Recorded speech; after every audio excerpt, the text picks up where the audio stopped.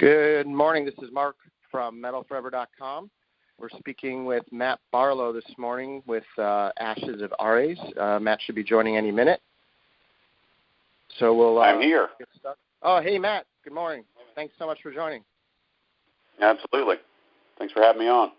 Yeah, so I'm excited to talk to you. I've been a fan of your music and your vocals for a long time, and I think we have some mutual friends in the business, which you may or may not end up talking about. But I know today we want to talk start about your Ashes of Ares band and your new release, Well of Souls, which I think just recently came out. I had a chance to listen to it on Spotify the other day.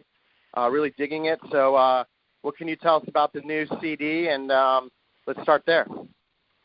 Well, it's new, right out of the gate. It's kind of a it's been a while since the last record, obviously, and some people were kind of wondering about that. Things that occurred in between. No, obviously there were a lot of things that happened. We did change our label. We also we had Van playing on the record, but he's no longer a full-time member. There were some things that occurred in his personal life with his wife that kind of put the band on hold for a while for us, and then also he basically he was working with another band, Ghost Ship Octavius, which he's able to tour a lot more with and things of that nature, and it's more of a I guess a financially more stable situation for him as well. So he did play on this record. However, he's not a full-time member. We asked him to play on the record because he was available. He was familiar with a lot of the songs that we had worked on previously, and so it just made sense. He's a fantastic drummer and very professional and a great guy as well. So we paid him to do the record, and so it worked out for everybody. But as far as the writing is concerned, we kind of made some concerted efforts to really look at the first record and try to improve upon it. As far as everything, as far as song structure, just kind of doing things a little differently because we wanted to kind of expand out a little bit and kind of spread our wings a bit creatively. We also knew that we wanted a little bit different tone to the entire record, not only writing wise, but also sonically. We wanted a different sounding record. We didn't want it to be the same as the last, and there were things that we thought we could improve upon from the last one, like maybe making the mix a little more guitar rich, if you would.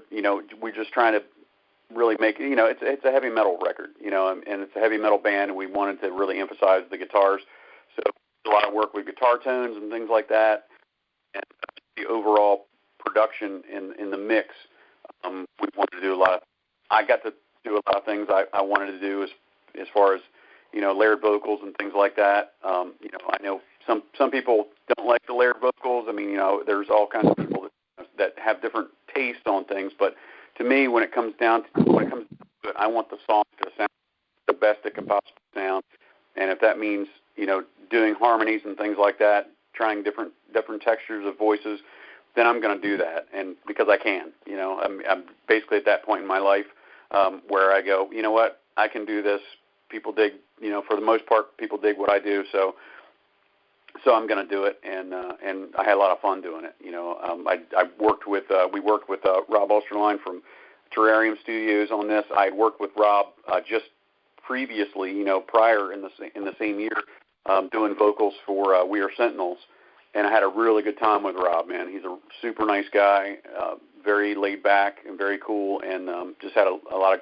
Now I didn't record my vocals with him for this record. I recorded them at home, but I was in close, communication with him as I was doing it. So a lot of things, he helped me out a lot on a lot of technical aspects of it and things of that nature. So it was nice to have that, that guy I could bounce ideas off of and things like that. And then when we finally got to the mixing side of it, he was just, great fun to work with. So I think Freddie and I both had a really good time in the studio. mixing down the record. But it's you know, it's different. It's a different sounding record. I believe, hopefully for the better for people. Hopefully that, you know, I know that some people, like on the last record, some people's opinion on the first record was it's a grower. You know, there's stuff in there. There's all kinds of stuff. If you're really listening, we put a lot into it. You know, it's maybe not the hit song, you know, kind of stuff. You know, we're not writing pop music. You know, we're not writing top 10 music. This is heavy metal, and there's a lot of layers to it, and a lot of things that we want to put in there and make people listen and think and enjoy it in that regard. So I think the way that I see it, you know, Ashes of Aries music is stuff that you go home, you put it in the CD player, or you know, whatever your particular thing is.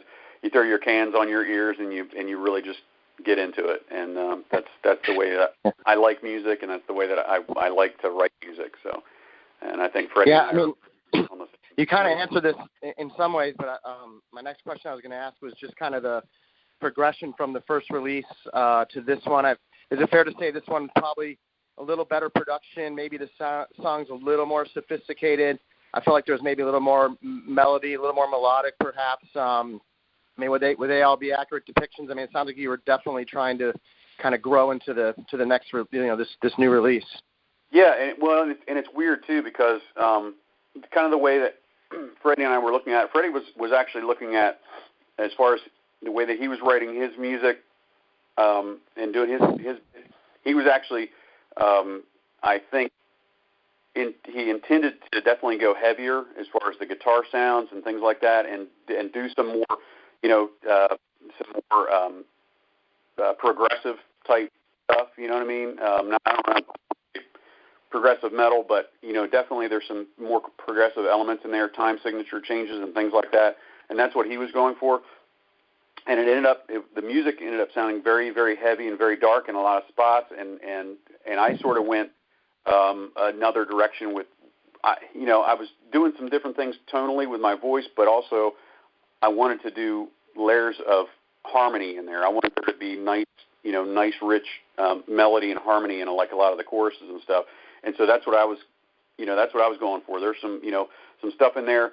If you're listening now, because we don't, because it is a heavy metal record, we're not mixing it exactly like, there's a lot of, I want to say, quote, sticks moments in there, like harmonies and stuff like that I'm working on that are very like kind of sticks-like. If you pulled all the music down and you were listening to just my vocals, you'd go, that's, you might be scratching a little bit. It doesn't necessarily shine through in the mix because, again, we're doing a heavy metal record, so I didn't want those particular harmonies to drown out other stuff, and I didn't want this to be, this is not the Matt Barlow show. This is Ashes of Aries, and we wanted it to be a full mix. But I was really happy when I'm doing the harmonies and things like that, and I pull down the music and I can hear it, and I hear all these little nuances. And I think that people, if they're listening to them, they can hear them as well. It's just they're not in your face. So I urge people to throw in the cans and listen and just kind of take it in. And we we're obviously shooting for, again, it's a heavy metal record. We were obviously shooting for the mix to be in the sweet spot at higher volumes, and that it is it's a tricky thing mixing a heavy metal record a lot of times, because sometimes you can end up really, really, really thin. You can really end up really thin up top at higher volumes depending on how you mix it. And we were trying to mix it so we get full strength at higher volumes, and hopefully that really comes through with this record. That's kind of what we were shooting for, and I think sonically, we hit where we wanted to be. So. Yeah, no, it's really strong, and I really enjoyed it. And it's like anything in heavy metal. Sometimes you got to give it 3-4 listens, and then you really start picking up the songs. But I just felt there's a lot of variety. I think there's even a couple slower tempo tracks in there as well. So I mean, it's right. Very impressive.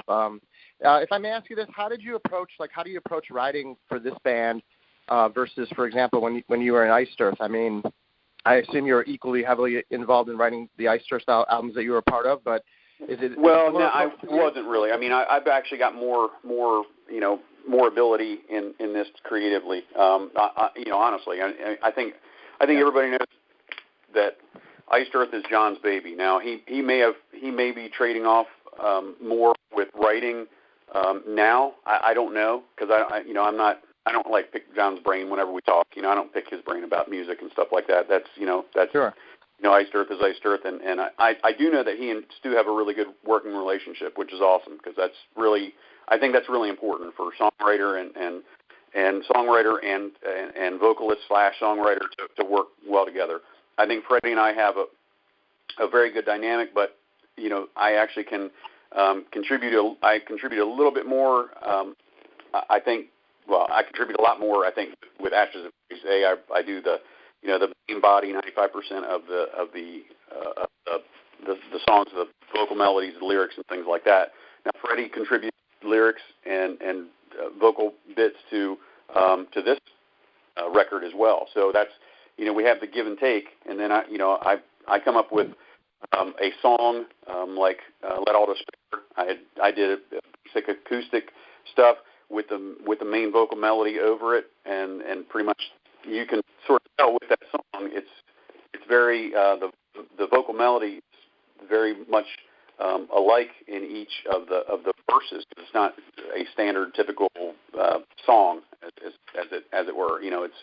It's got it doesn't have like a standard verse chorus. It kind of is like almost a verse / chorus with each passing verse, and then and that's kind of the way it was written. And I said, hey, Freddie, can you make this a song now? Because I'm not that great of a guitar player, and I don't, right. I don't envision the entire big picture, like as far as like the bass, drums, heavy guitars and stuff like that, lead bits. So then he took it and ran with it and made it a full song, and it's awesome, man. It ends up, and that's the cool thing about that collaboration. I didn't see the whole picture, but I did see the beginning. You know what I mean? I saw like this is the intro, and this is the melody to the song, and then he just took it to another level, and then it just opened it up for me to, like in the heavy parts to really go and fly. So, I think that's amazing. If you're like me, that you can't write an entire song because you don't have the chops to do that. It's awesome to have a partner that can, and I think that's really amazing. I think it's very cool to have that. And he, we're on the same wavelength on a lot of things. And some things, honestly, I'll do a bit over a song that he's written, and he'll, I wasn't really thinking that was right. Can we try doing it this way? And as long as everybody leaves their egos at the door, that's how you end up with good songs. That's the way I see it anyway. If I'm not like digging my heels in. Now there are some parts that I might dig my heels in and go, man, I really think that this is a hook. This is a good bit, and he'll concede. But I concede on a lot of his ideas as well, and I think that's really important if you're going to have a partnership. So anyway, I don't know if I answered your question, but we do. Yeah, no, most definitely. We do end up writing songs differently. It works both ways. Either he presents me with something, or I present him with something, and we work on it together. So. Where did you guys ultimately record this album? I know in this day and age of transferring and sharing electronic files, and it's easy to write a lot of songs remotely, but it seems like you guys got together to mix and master it, I guess, in Minneapolis. But is that also where you recorded, or did you go somewhere else to record this album? No, we recorded everything separately. I've recorded my stuff in my studio. Freddie did his in his studio, and Van did his in his studio. So we did do some reamping at Terrarium as far as like the guitar tones and stuff like that, because we wanted there to definitely be some distinctive guitar tones and bass tones and things like that. And it was nice because we did. It was file sharing is amazing. It really is a very helpful tool, especially when we live in separate parts of the U.S. I'm in Delaware and Freddie is in Arizona. Van's up in New York. So it was just really nice to be able to do that. And then we sent all the files to Rob, and he had basic mixes. He knew kind of where we were going with it because he he actually helped us out with our demo that we had shopped around, which is, much like, very little change as far as the direction. But I did re-record all my vocals because I just thought, it's still demo, and there were some ideas that I had going into it, I think I want to change that a little bit. I want to do this. I want to tweak this. So when I recorded it, I did it in over a couple week span, which was nice too. That's kind of relaxing. It's a lot better than going into the studio for a week and going, okay, you got 4 or 5 days to record everything. Okay, right. So it's definitely nicer to be able to do it, in a more relaxed situation. I can get up whenever, I can do it whenever, whenever I feel inclined to go out and do it. So that's always nice. But yeah, so it's definitely different in that aspect too. This is the first record that I've done where I did pretty much produced myself, at home. I didn't have anybody telling me what to do or hey, you can do this better. And maybe that's not as good. I don't know. I'd like to hope that through the years I have some kind of idea of what I want to do and how I want to do it and deliver it. So hopefully it worked out for the best. Yeah. And how many videos were you guys able to shoot so far for this release? I know The Alien, I guess, was like the first official single. And how many did you guys end up shooting? Yeah, we actually ended up doing 2 with My Good Eye, and they're it's awesome because they gave us a great deal on the 2, and we did do them kind of back to back. We shot 2 videos basically in one day, and then we were able to do it. Let All Despair was actually our first release, and so that released about 2 weeks prior to the launch, and then The Alien released on the day of the release. And then we had done Rock of Angels Records did a lyric video for Soul Searcher as well. Prior to the release, it's a couple of weeks before Let All Despair came out. So, but it was a lot of fun, man. I mean, it is, whenever you sit there and do a song over and over and over again, so you get all these cool looks. But it's still neat for me, the process, and I'm just in awe at those guys, Dave and Allie, that can sit there and go over this stuff and edit it and bring all this stuff together and make us look like rock stars or whatever, because we're not, we're just a bunch of nerds. But it looks pretty cool. I mean, the video definitely looks pretty cool, and definitely, yeah. I dug it. It's I think it turned out really, really well. So yeah, no, they're solid. Production's good. Heavy riffs. Like I'm really enjoying them as well. And so if I may ask you this, so then the natural question's always about playing live shows and trying to tour behind this band and this release. So can you speak a little bit about kind of what your plans are for playing live shows? Yeah, well, we're gonna, just like with the last one, man, we're gonna try to get out there and play as much as we can. We are kind of bound to our career schedules and things like that, but we do have the opportunity to get out there. The other thing that falls in is always the financial aspect of it. I know that right now, this day and age, it's a tough market, man, because everybody's touring, because that's how you make your dough in this business. Yeah. I make my dough by means of another career, so that's not I'm not out there. I'm not going to be out there going at it full force because I can't. That I've got other obligations. But if we can pick up some shows, if we can do some tours, if we can do some opening spots for other bands, all the better, man. We'd love to do that. We'd obviously like to get over and do some festivals if possible, because we can hit a larger segment of the heavy metal population if we can do that. So that's always a good thing. I don't like to promise the world to people, man. All I can say is we will do our best to get out there, and if it's financially feasible for us to do it, and that means in the big scheme of things, it means getting guarantees and stuff like that, so that we can buy plane tickets and rent vehicles and all that other good stuff. That's all very necessary in this day and age. We're not young kids anymore. We can't just all throw our shit in the back of a van and go. we have right, of course. we have to make we have to make solid plans because we got to get back to work at whatever time we need to do it. So I can't risk my personal finances and my family and career and all that other good stuff to do this. But in the best situations, and we have done it, because we're responsible guys. We get out there and do it, and we hump it. But it's a little different, I guess, for us.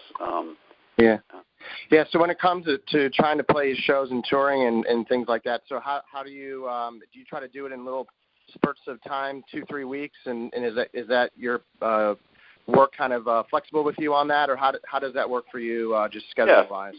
Yeah, so long as I have, I use my vacation time, essentially. Sure. So I just have to schedule it properly and get it out there. That's what I did when I went back with Iced Earth. All those tours that we did when I was with Iced Earth, I worked it out with my schedule because I had the time to do it. But then again, that was Iced Earth, and that they had the budget to be able to fly me from point A to point B, and we were doing big festivals with big guarantees and stuff like that. So, my plane tickets came out of the budget, and it was sure. and it was worth it, I suppose, for the band at the time. But this is Ashes Varies. This is not Iced Earth, and so those big guarantees are not going to be there and stuff like that. So if we can get on and do a European, do an opening spot for a European festival or something like that, that'd be great. Now, obviously, if the record blows up and goes crazy, and we can get some solid guarantees, and then that's awesome. That's where it'll be at. If we're selling records, and local promoters say, hey, it's worth it to get these guys here, we'll go anywhere they want us to be. It really is about the financial aspect of it. It's a tough business right now, especially, and so we'll see, man. I was actually going to ask you that, if I may next, just kind of, and I have a lot of conversations with musicians and guys like Eddie Trunk on occasion when I see him. The state of heavy metal in general, globally speaking. I mean, what's your take on it? I mean, on one end, you've got Iron Maiden and Judas Priest of the world still out there and doing pretty well. But then on the flip side, when you look at, new young bands, a lot of times, forced into playing smaller amphitheaters or even, club shows like B.B. King's and things like that. What's your sense just overall, I guess, as a fan, of heavy metal and where you see it, today, the state of the industry right now? Yeah, I do, man, and I'm not gonna lie and say that I'm I got my finger on the pulse of what's going on. I'm sure that somebody like John, you'd be able to pick his brain a little bit more and certainly get more information on that. But I think generally, yeah, it is tough, man, because people don't sell records and make money anymore. People sell records to promote a tour. And that's cool. I mean, that's the way it used to be. That back in the day, people used to sell, do singles and all that other good stuff to promote going out and touring, and that's how they would make money. And then it somehow, at one point, it switched, and then you got all these, the quote rock stars, and they were selling millions of records, and that's how they made their money. They had really good deals with record companies and stuff like that. But thanks to it's a double-edged sword, man, the whole technology thing, where it's great for me as far as a writer and being able to share files and stuff like that. It also lent itself to piracy, and people just stopped buying music in the mass that they did anyway, because now you can just steal it, and yep. people don't seem to have a problem with that. So that in itself changed the industry. Record labels weren't making great deals on records anymore. Because they weren't making money, and that's just it, man. That's capitalism. That's how it works. So now bands are out there busting their hump, and I think for the most part, even bands like Iron Maiden they're out there touring constantly, and they're making money. They're playing good sized venues and things like that. But at the same time, back long ago, they wouldn't have had to have played as many shows as they're playing now to sustain themselves. Now they're playing a shit ton of shows to make, the fraction of the money that they used to make just selling records. So it's tough, man. It's a tough business. And then on top of that, because like I said before, when you've got all these bands out there touring, it's a full market, man. There's you could probably go to a show every other day, if you're looking for the shows. And so therefore, when you've saturated the market, that's not really helping the smaller bands. If the market is saturated, then at that point the metal listener has to determine, well, which band is worth going to see, because I've got a limited budget. I'm sitting here at home and I'm going, well, this is my budget for entertainment for the month or whatever. I'm not going to be able to go see every band. So in that regard, then you're hurting as well. So yeah. And also, it sounds like, do you have to jump off right now, or you yeah. Well, I'll tell you what, man. I'll give him.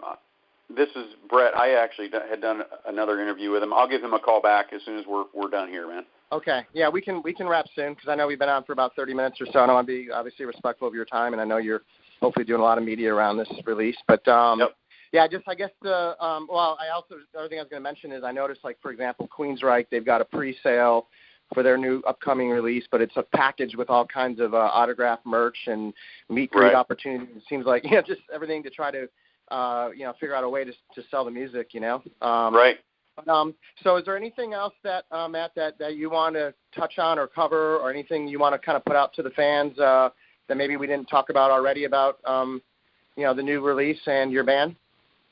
I don't, I can't think of anything right off the top of my head, man. I will say that I do really appreciate everybody's, we've gotten a lot of great feedback for the record, and as always, we really, really appreciate everybody's support financially. I think that they get it. I mean, I come out here and I feel like I'm preaching.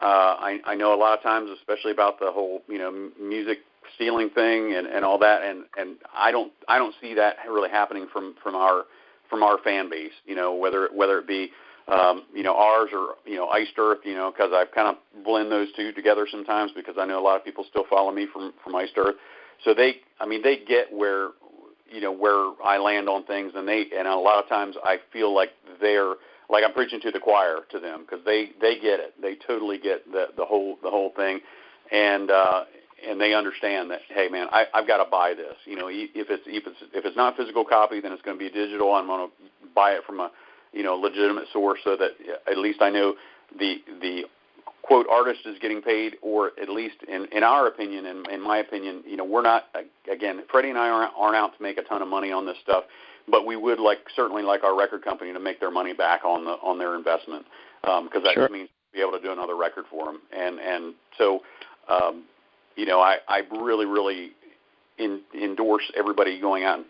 We did a wonderful thing with getting Camille to do the art for this record. I think the physical copy of the CD and the LP are going to be awesome. I haven't seen them yet, so I can't say that I've flipped through the booklet or anything, but I've seen the layouts and they look phenomenal. So it looks like there's a 2 LP release with looks like there's four sides basically with it looks like a bonus track. So that would be really cool from a collector's perspective. They wanted to do it double just because they wanted the sound, the quality of the sound on the records to be phenomenal, and I hopefully I suspect that they will be. The splatter design also looks very cool. I can't wait to see how that looks. And I hope that the sound quality is there for all that. But the art, we wanted to do something really special, and again, that's our version of special. As far as just we wanted to create something that people are going to want to get their hands on and look at and read the lyrics along with the songs and things like that, and see the artwork that Camille's created, man, because it's really, really, really beautiful, very dark but very beautiful at the same time. Yeah, and I think to your point, I mean, just from a fan perspective, it's, simple formula, buy a ticket to a show. If you go to the show and you get on a guest list, buy a T-shirt, just buy the vinyl, download, grab the CD off Amazon, whatever, because to your point, I mean, that's just the way you got, the bands keep funding, being able to put out new music and support by touring and the whole deal, so those are, it's not preaching. It's, I think, as much as it is just is how you support the industry and, you know, keep new metal coming out for people like guys like me to consume it, you know? So, I got to share, I know we can wrap the call, but I just was going to share something really funny. I used to live in the D.C. market. I now live up in upstate New York, and actually I got into some show booking. So I booked Dawkins last year, and I'm looking at doing some new shows this year. So I'll, you know, be in touch with your booking agent hopefully about that to see if we can get you guys up here maybe. But I know the little town that you work in Delaware, and it's on the way to the beach. So when I drive through, I'm always looking for your car. I'm like, oh, maybe I'll see Matt in this town. Yeah, hey man. And if you do, please stop and say hi. So I thought and my kids are always like, Mark, really, you know, Daddy, really, you know, you want to freaking see this heavy metal guy going through town? I'm like, yeah, I do. So anyway, I thought I would share that with you. It's kind of funny. So well, Matt, reach out. It was nice talking to you in this manner.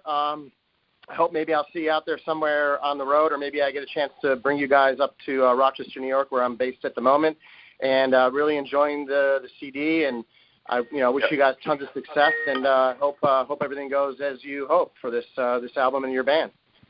All right, hey man, I thank you so much. I appreciate it, and yeah, I'd love to get up there and hang out, man. So try to make that happen. All right. Jam some metal. Thanks, right on. Enjoy the rest of your weekend, and thanks for your time, and good luck with everything. Really appreciate it. All right, man. Thank you. Thank you very much. All right, everyone. Thank you so much. That was Matt Barlow from Ashes of Ares. The new album, Well of Souls, is out now. So go check it out, download it, buy it, check it out on Spotify, and really want to thank Matt for his time today, and we appreciate the support of heavy metal as always, and we're doing our part to keep metal alive and strong. Thank you very much for listening, and till the next show, the next interview, or the next CD. Thank you.